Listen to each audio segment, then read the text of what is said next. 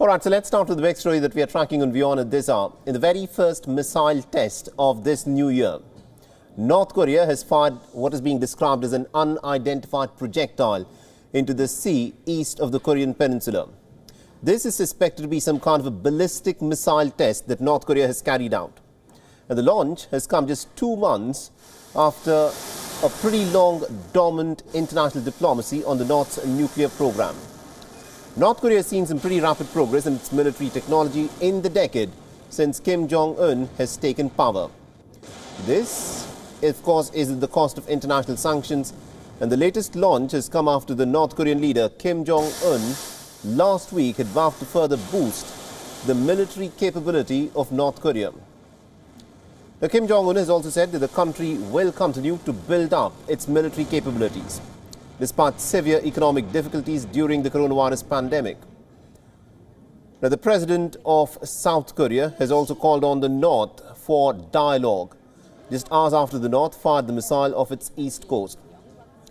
The President Moon Jae-in addressed the concerns of tensions and also damage at a ceremony near the border with North Korea.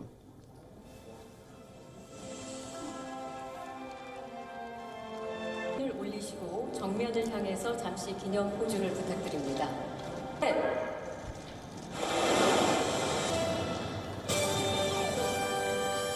오늘 아침 북한은 미상의 단거리 발사체를 시험 발사했습니다.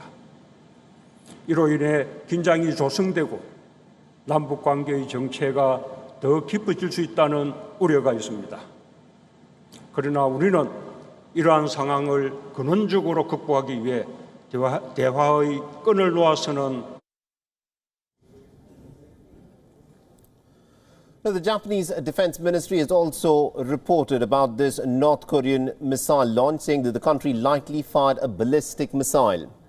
The Japanese Prime Minister Fumio Kishida has described the missile launch as regrettable and has ordered for an immediate analysis as to what may have prompted the North Koreans to resort to this missile test. 昨年来、北朝鮮が連続してミサイルを発射しているということ、これは誠に遺憾なことであります。政府としましては、これまで以上に警戒監視強めていきたいと思いますが、いずれにせよ本件につきましても、今、詳細、この早急に分析を行っているという状況にあります。以上です。Now, North Korea is under multiple sets of international sanctions over its nuclear and ballistic missile programs. In 2021, North Korea said that it had successfully tested a new kind of a submarine-launched ballistic missile, a long-range cruise missile, a train-launched weapon, and also what was described as some kind of a hypersonic warhead. All right, now to give us more updates in terms of what this missile launch by the North Koreans, of course, means, we're joined in by our correspondent Phoebe Amoroso, who's joining us live from Tokyo. Phoebe, thank you very much indeed for joining us on this broadcast. So let me begin by asking you, what do we know about the nature of this projectile that has been launched by North Korea, and what message is Kim Jong-un trying to send out with this missile test?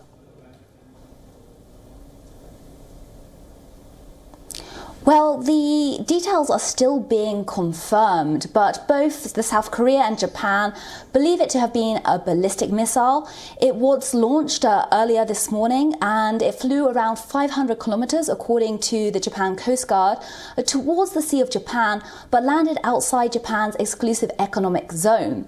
It's still, both sides, South Korea and Japan, are still investigating exactly what technology was used, and there is heightened concerns given North Korea's last launch back in October, in which it launched a missile from a submarine that was a new kind of missile, and really showing a new technological advancement.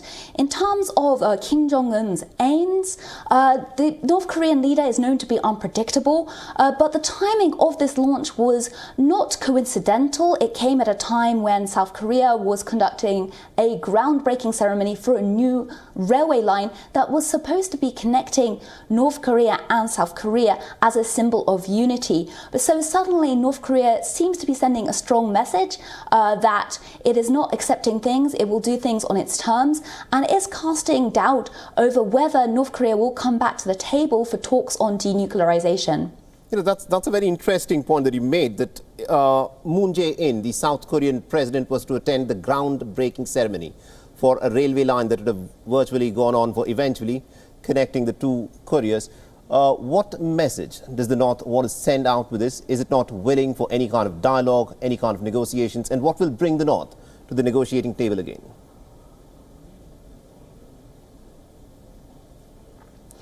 It's a very difficult matter, and Kim Jong-un, it's very difficult to say, what kind of message he's looking to send, but it's also related not just to South Korea, but also to the US.